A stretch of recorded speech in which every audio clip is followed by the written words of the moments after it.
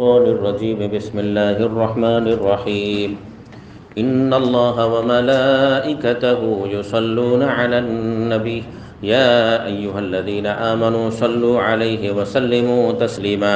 إن الذين يؤذون الله ورسوله لعنهم الله في الدنيا والآخرة وأعد لهم عذابا مهينا والذين يؤذون المؤمنين والمؤمنات بغير ما اكتسبوا فقد احتملوا بهتانا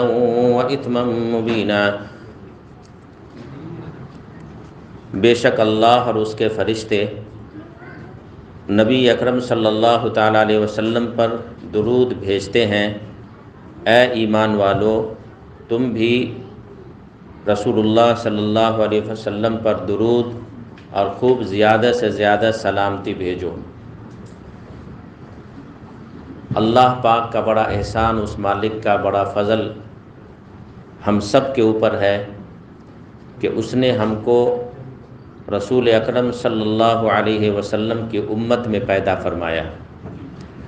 اس امت میں پیدا ہونے کے لیے نبیوں نے خواہش کی کہ کاش میں نبی نہ ہوتا اور محمد عربی صلی اللہ علیہ وسلم کی امت میں میں پیدا ہوتا۔ چنانچہ حضرت عیسیٰ علیہ السلام کی دعا بھی قبول ہوئی اور وہ آخر زمانے میں تشریف لائیں گے امت بن کے، نہ کہ نبی بن کے۔ تو رسول اکرم صلی اللہ تعالیٰ علیہ وسلم کا درجہ اور آپ صلی اللہ علیہ وسلم کی بڑائی، آپ صلی اللہ علیہ وسلم کا مرتبہ تمام نبیوں سے بہت ہی زیادہ آگے ہے، بلکہ بعد از خدا قصہ توئی مختصر، اللہ کے بعد کوئی بڑی ذات اگر ہے تو وہ رسول اکرم صلی اللہ تعالیٰ علیہ وسلم کی ذات گرامی ہے۔ رسول اکرم صلی اللہ علیہ وسلم پر اللہ رحمت بھیجے، اور ہم کیا کرتے ہیں؟ ہم اور اللہ کے فرشتے، یعنی انسان اور اللہ کے فرشتے رسول اللہ صلی اللہ علیہ وسلم پر دعا بھیجتے ہیں، دعا کرتے ہیں آپ کے درجات کی مزید بلندی کے لیے۔ اسی دعا کا نام درود پاک ہے، اسی دعا کا نام درود پاک ہے جو ہم سب کے اوپر پڑھنا واجب ہے۔ زندگی میں ایک دفعہ درود پاک پڑھنا واجب اور فرض ہے، باقی جتنا پڑھیں گے انسان اپنے فائدے کے لیے پڑھے گا۔ جتنا پڑھے، لاکھوں دفعہ پڑھے، کروڑوں دفعہ پوری زندگی میں رسول اکرم صلی اللہ تعالیٰ علیہ وسلم کی ذات گرامی کے اوپر درود پاک پڑھے تو ان کا اپنا فائدہ ہوگا۔ جتنا پڑھے گا اتنا فائدہ ہوگا، دین کا فائدہ ہوگا، دنیا کا فائدہ ہوگا۔ اس لیے اللہ کے رسول صلی اللہ علیہ وسلم کا ہمارے اوپر بڑا احسان ہے، بڑا احسان۔ اگر آپ کی ذات نہ ہوتی تو ہم لوگ جنت میں جانے والے نہیں ہوتے، ہم لوگ مسلمان نہیں ہوتے۔ تو آپ کا ہم پر بڑا احسان ہے، دین کے اعتبار سے بھی، دنیا کے اعتبار سے بھی۔ ہمارے آقا صلی اللہ علیہ وسلم نے اللہ پاک کو رو دھو کر کے ایسا منا لیا کہ ہمارے آج کے وقت میں ایسا گناہ ہو رہا ہے جو گناہ پہلے کی امت نے کیا اور اس گناہ کی وجہ سے اس کو دھسا دیا گیا، کسی پر آگ کی بارش برسائی گئی اور کسی کو زمین کے نیچے دھسا دیا گیا، اور کسی کو ہواؤں نے، اتنا تیز ہوا چلی کہ ہواؤں نے چورا چورا کر دیا۔ تو یہ جتنی بھی مصیبتیں پہلے کی امت میں آئی ہے، جس گناہ کی وجہ سے آئی ہے، وہ سارے گناہ آج کے دور میں ہو رہے ہیں، وہ سارے گناہ میں آج کی یہ امت ملوث ہے۔ مگر قربان جائیں رسول اکرم صلی اللہ علیہ وسلم کی ذات گرامی کے اوپر کہ آپ نے اللہ تبارک و تعالیٰ سے رو دھو کر کے یہ بات منوا لی ہے کہ ہماری امت پہ اجتماعی عذاب نہ آوے، اجتماعی عذاب نہ آوے، ورنہ ہم سب کے کب اپنے اپنے گناہوں کی وجہ سے ختم ہو گئے ہوتے۔ تو اللہ کا بڑا کرم ہے کہ ہم کو اللہ پاک نے رسول اکرم صلی اللہ علیہ وسلم کی امت میں پیدا فرمایا۔ تو ہم سب کو بھی چاہیے کہ ہم اپنے آقا صلی اللہ علیہ وسلم پر زیادہ سے زیادہ درود کا نذرانہ پیش کر کے ہم دین کا بھی فائدہ اٹھائیں اور دنیا کا بھی فائدہ اٹھائیں۔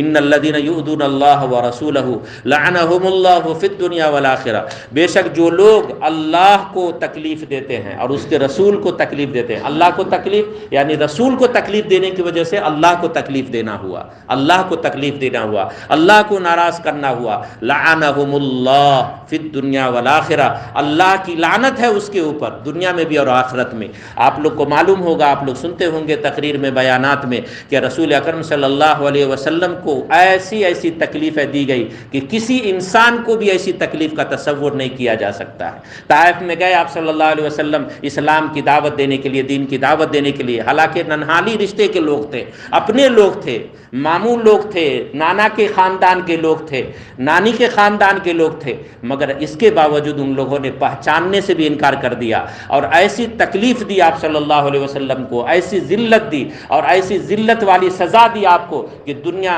رہتی دنیا تک لوگ اس کو یاد کریں گے، اور آپ صلی اللہ علیہ وسلم کے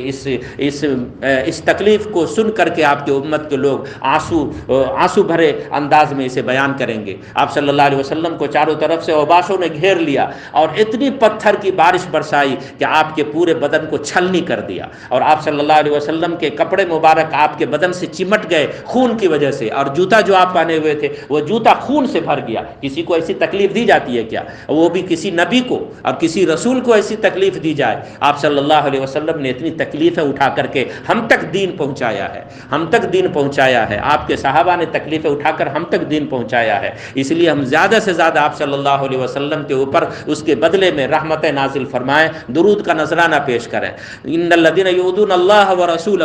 لعنہم اللہ فی الدنیا والآخرہ، اللہ کی لعنت ہے دنیا اور آخرت میں ایسے لوگوں کے اوپر جو اللہ کے رسول صلی اللہ علیہ وسلم کو تکلیف دیتے ہیں۔ وَأَعَدَّ لَهُمْ عَذَابًا مُهِينًا، اللہ نے اس کے لیے دردناک عذاب تیار کر کے رکھا ہے۔ ابھی جتنی بھی تکلیف دینی ہے جس کو بھی دینی تھی دے دی انہوں نے، مگر اللہ کے یہاں حاضر ہونے کے بعد وہ تکلیف کا اسے سزا ملنی ہے۔ وَالَّذِينَ يُؤْذُونَ الْمُؤْمِنِينَ وَالْمُؤْمِنَاتِ بِغَيْرِ مَا اكْتَسَبُوا فَقَدِ احْتَمَلُوا بُهْتَانًا وَإِثْمًا مُبِينًا، اور اللہ کے بندے جو مومن ہیں اور جو مومنات ہیں، جو اللہ کو ہی اللہ مانتے ہیں، جو اللہ کو ہی اللہ مانتی ہے، جو اللہ کی بندیاں ہیں، بغیر کسی مقصد کے خواہ مخواہ اس کو تکلیف پہنچانے والے بھی اللہ کے عذاب کے مستحق ہوں گے۔ خواہ مخواہ اس کو تکلیف، دیکھیے ایک بندہ ہے اللہ کا، نیک ہے، پارسا ہے، عالم ہے، حافظ قرآن ہے، عالم ہے، یا نیک ہے، عابد ہے، زاہد ہے، رات دن اللہ اللہ کرتا ہے، بڑا شریف النفس انسان ہے، اب خواہ مخواہ وہ کسی سے پنگے نہیں لیتا، وہ کسی کو تکلیف نہیں پہنچاتا، وہ کسی کے پیچھے نہیں پڑا رہتا، مگر خواہ مخواہ اس کی نیکی کی وجہ سے، اس کی اچھائی کی وجہ سے اور اس کی شرافت کی وجہ سے اس کو ٹارچر کیا جاتا ہے، اسے برا بھلا کہا جاتا ہے، اس کو بے عزت کیا جاتا ہے، اسے ذلیل کیا جاتا ہے، اس کا نقصان کیا جاتا ہے، تو کیا اللہ نہیں دیکھ رہا ہے؟ اللہ نہیں دیکھ رہا ہے؟ اللہ کے اس نیک بندے کو جو ستائے اللہ تعالیٰ اس کو چھوڑ دے گا؟ نہیں چھوڑے گا۔ یہاں پر وہ برداشت کر رہا ہے، یہاں پر وہ بول رہا ہے یا اللہ افوض امری الی اللہ ان اللہ بصیر بالعباد، اے اللہ میری اس تکلیف کو، میں اپنی اس ذلت کو، میں اپنے اس نقصان کو تیرے سپرد کرتا ہوں، مگر تو تو بادشاہ ہے، تو تو مالک الملک ہے، تو تو جبار ہے، تو تو قہار ہے، تو اس کا مجھے ضرور بدلہ دلانا۔ وافوض امری الی اللہ، اور اللہ بھی بولتا ہے ان اللہ بصیر بالعباد، میرے بندے تو نے جو میرے سپرد کیا ہے، میں اپنے بندوں کی حالت کو دیکھ رہا ہوں، میں اپنے بندوں کی ایک ایک شرارت پہ میری نگاہ ہے، میں ضرور اسے حساب و کتاب لوں گا اور اسے ضرور میں مزہ چکھاؤں گا۔ اللہ فرماتا ہے یوزون المؤمنین والمؤمنات، مومنین کو اور مومنات کو، اللہ کے نیک بندے کو اور بندیوں کو جو بھی لوگ تکلیف دیتے ہیں، بغیر مکتسبو، بغیر خواہ مخواہ کے، بغیر کسی تکلیف، بغیر کسی اس کے الٹے سیدھے کے، بغیر کسی اس کے کیے ہوئے کے، بغیر کسی برے عمل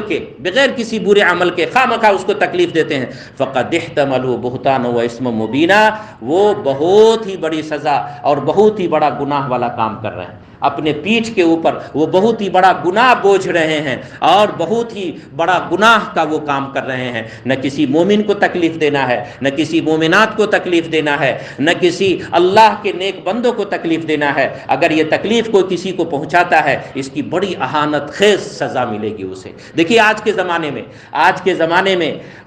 زمانے میں یہودیوں نے، نصرانیوں نے، کافروں نے، مشرکوں نے، جو بڑے بڑے گروپ کے لوگ ہیں، ان لوگوں نے علماء کو توہین کرنے کا ایک بیڑا اٹھا لیا ہے، بلکہ گاؤں گاؤں میں، شہر میں علماء کو توہین کرنے کا اور علماء کو عوام سے کاٹ دینے کا، عوام سے جدا کر دینے کا، تاکہ عوام علماء سے کٹ جائیں، اس کا دین خود بخود نیچے چلا آوے۔ علماء سے ہی تو دین ہے، علماء ہی سے تو اسلام ہے، علماء ہی سے تو اللہ کا نور پھیل رہا ہے، علماء ہی سے تو قرآن کی تعلیم ہے، علماء ہی سے تو اسلام کی تعلیم ہے، علماء ہی سے تو حدیث کی تعلیم ہے۔ تو علماء سے کاٹنے کا، علماء کو بدنام کرنے کا اور علماء کو نیچے گرانے کا اور علماء کے کو ذلیل کرنے کا ایک بیڑا اٹھا لیا گیا ہے۔ ہر گاؤں گاؤں تک ایسے لوگوں کو پیدا کیا گیا ہے، اس کو تھوڑے بہت چائے پانی کے پیسے دیے جاتے ہیں تاکہ یہ علماء کے خلاف جگہ بجگہ پہ، چائے کے ہوٹلوں پہ اور جگہ جگہ پہ جہاں پہ 10 لوگ 20 لوگ 50 لوگ بیٹھتے ہوں، وہاں اچھے علماء کے خلاف وہ ایسی برائی بیان کریں اور ایسی غیبت کریں کہ لوگ علماء سے کٹ جائیں، لوگ علماء کو تھو تھو کریں تاکہ اسلام خود بخود نیچے آ جائے۔ ارے اللہ نے تو معاف کیا ہوا ہے نا اس کو، اس کے سینے میں قرآن ہے، اس کے سینے میں حدیث ہے، یہ پورا قرآن سنا رہا ہے۔ تو جب اللہ کا یہ مجرم بندہ تھا اور اللہ کے یہاں گنہگار بندہ ہے تو پھر اس کے سینے میں قرآن کیسے ہے اور اس کے سینے میں حدیث کیسے ہے؟ اللہ نے اس کو چنا ہے۔ انما یخشی اللہ من عبادہ العلماء، دنیا جب تک قائم رہے گی اللہ سے صرف علماء ہی ڈرتے ہیں، دوسرے لوگ بھی ڈرتے ہیں مگر اللہ فرماتا ہے، اللہ شہادت دے رہا ہے، انما یخشی اللہ من عبادہ العلماء، علماء ہی اللہ سے ڈرتے ہیں، علماء ہی اللہ سے ڈرتے ہیں۔ ثم اورثنا الکتاب الذی، سب آج کی تلاوت کردہ آیتیں ہیں، ثم اورثنا الکتاب الذی نصطفینا من عبادنا، ہم نے اپنے بندوں میں سے کچھ بندوں کو اپنی کتاب کی خدمت کے لیے چن لیا ہے۔ تو اللہ تعالیٰ اپنی کتاب کی خدمت کے لیے علماء کو چنا اور حفاظ کو چنا، محدثین کو چنا، مفسرین کو چنا، اور تم اس کو اپنی نگاہوں سے گرا کر کے تم اس کو بدنام کرتے ہو، اس کے سازش کرتے ہو، اس کو پیچھے کرنے کی کوشش کرتے ہو، اس کو ذلیل کرتے ہو، پیپر بازی کرتے ہو، اس کو اہانت خیز جملے اس کے لیے استعمال کرتے ہو، چائے ہوٹلوں پہ بیٹھ کے اس کے لیے غیبت کرتے ہو۔ اللہ کی سزا ملے گی، دردناک عذاب ملے گی تمہیں، دردناک عذاب، عذابا مہینا، عذابا علیما، ایسے لوگوں کو ملنے والا ہے۔ اللہ تعالیٰ اسے ہدایت دے، ورنہ ایسے لوگوں سے اپنی زمین کو پاک کرے۔ آمین یا رب العالمین۔ وآخر